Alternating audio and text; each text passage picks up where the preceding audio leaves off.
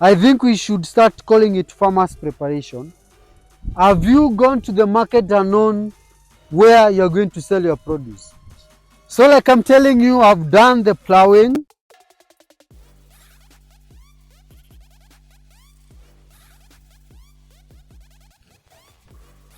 When we talk of land preparation, uh, majority or few farmers, let me not call the majority, few farmers thinks about plowing, thinks about starting buying the seeds, and thinks about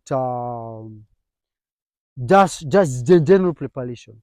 But plowing, buying the seeds, buying fertilizer, having your team ready, that's just a very small percentage of land preparation. Of that, just a very small percentage of farmers preparation.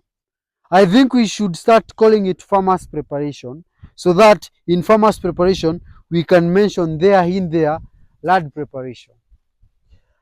When in my case, when you talk of land preparation, you need to talk about, or when you talk of farmers preparation, one, you need first to talk about your market. What are you preparing for? Are you guessing? Are you doing a guesswork? Have you gone to the market and known where you're going to sell your produce? You don't need a contract for you to know the market. You know, when I mention knowing the market, so many farmers tend to think that you need to be subcontracted, you need a written contract. No, go check the market trend. Like as we speak, it's getting hotter, and in the next few months, it will be very hot. Which will be the fast moving farm produce when the weather condition is the way it is? That should be your question. And that answer can be given or can be shared when you run to the market. Go to the market, know what is moving fast, farm that, and be consistency. I'm going to give you a very practical example of my preparation. This happened before I farmed. Come, let me show you. You know, you sometimes you think I'm just storytelling. You see, whatever you're seeing there, that that cowpeas. The cowpeas have done them already done 3 weeks planting.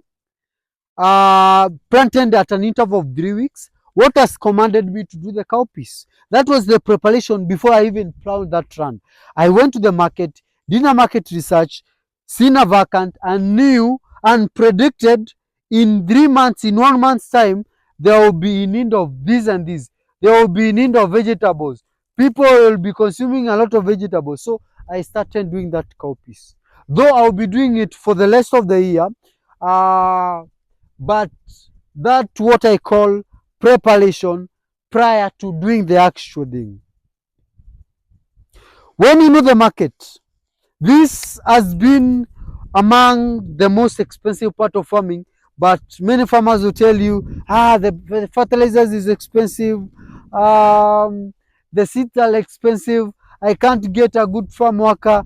But little did we know that there is another expensive part of farming that we need to prepare for, and that is the farm energy. See, see how already when I told you we prepare, this how far I came and decided I'll stop using the diesel. Come, cameraman, don't be tired. When you visit this farm, make sure you carry yourself an umbrella and gumboots because it's raining everywhere. It's raining everywhere. So I'll be using sprinkler irrigation courtesy of my green energy power. And there is something I want to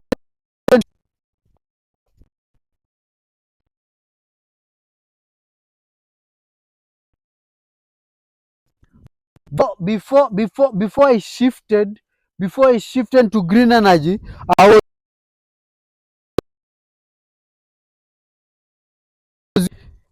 this this is my this is this is where I started from. This is my diesel machine with a capacity of 13 horsepower, uh, and uses diesel. That's and the pipe output is 3 inch. I may not be into good details of the amount of water it delivered, but this used to irrigate 3 acres of land within a day, using a lot of labor, using a lot of manpower, using a lot of money to buy diesel, using a lot of money to pay my farmer workers for them to irrigate. You can do your calculations. I used to spend around 6 to 10,000 per week of diesel with this 6 to 10,000. Let's say approximately 8,000 of these. A crop that takes 3 months, you can calculate 3 months as how many weeks? 3 as 12 weeks. Time is 8. You can see the amount I used to spend per month. Now from there, because of the mathematics I did there, I decided to change and change for better. I decided to be a smart farmer. As you can see, my nurseries are doing well. Uh, okay. Now, when talking of changing for better, and this is part of preparation, I did renewable energy, set a very big energy generating power plant. This is an energy generating power plant that is producing around 7.5 kilowatts of power per day, which is not, I've not even used a quarter of what this produces, because I'm only using a water pump taking around 1.2 kilowatts. It's a heavy, it's a strong pump, 3-phase pump, a very strong pump. So I'm using that. I'm even unable to lower the power to start using to start using to charging my phones and lighting the farm, because it's very powerful. But we are coming to that. That's just the preparation. You prepare, you know the market, you know the power that you're going to use without cutting the power. If you go the diesel way, know that at the moment the diesel is very expensive. The cost of installing this is not cheap, but I can advise you it's worth installing, because you can see my farm is running under the jet throughout the day, throughout the week, throughout the month. So there is no challenge with water. Those are the part of preparation. But the most interesting part of preparation, and where most farmers usually thinks that is preparation, is what is up here. Up up here,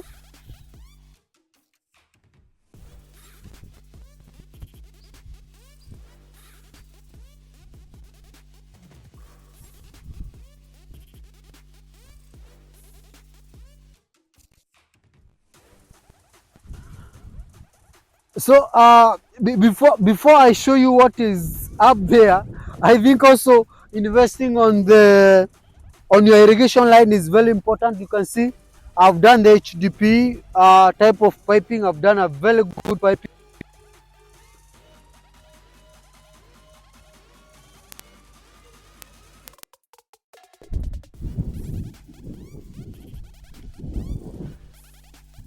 So like I'm telling you, I've done the plowing. And now when you talk of land preparation, this what you usually think is supposed to be done. This is supposed to be the last bit of your farm preparation. Plowing should come the last. Buying seed should come the last. Buying fertilizers should come the last. Like I told you, it's marketing, it's making sure you have enough water. For those doing irrigation, not waiting for the rains. For those waiting for the rains, wait for the rains. Then come plow your land. Plowing your land, there's so many mechanisms that people use to plow your land. You'll be surprised. I'm still the old school kind of land preparing farmer, because I'm using animal power to prepare my land. And that was because of one reason, one big reason: the soil. You see, my soil is very light. My soil is very light. And If I had brought the tractor in this unit, I could have experienced a very harsh hardpan because of the movement of the tractor. Also, the hedges of my farm would not have been plowed well. You can see down to the edges because the zero turning point of the animals. It has zero turning point. So I've done to the edges. So if you bring the tractor, also know that what you are looking at, the tillage, the depth of the tillage that you're looking at. In my case, because of my irrigation system, I don't want to till to a very, I never wanted to till to a very far depth. I was interested at around 20 to 30 centimeters, of which I've already achieved that. I've achieved that in my soil. So the preparation is ready, the land is ready. This is where we'll be learning. We'll start from kales planting or collard planting and spinach, cabbages. We'll do capsicum. We'll do managu. We have a lot of managu by the way in the nursery for the indigenous farmers, but not organic. I'm not going to do organic managu. Uh, the other section we do onions and everything. So I wanted to take you through that farm tour to show you around what you need to know aloud about farm preparation, or what you need to know when you want to prepare yourself as a farmer, the things you need to start with and the things that you need to come last. You cannot plow the land this way and now you start chasing your irrigation system, you start chasing the market. That you'll be now working from behind to the front. Work from the market, come to the irrigation system, come to the farm. This is the easiest to do. Start with the hand thing. This year we are doing hard things. 2024 we are doing hard things. Or whichever year you are watching, we are doing hard things. If it is your first time you are watching me, I'm not Ash. I'm good. I'm a good farmer, telling the truth and training farmers about different skills. Don't forget to subscribe to this YouTube channel so that we can continue learning together. Bye.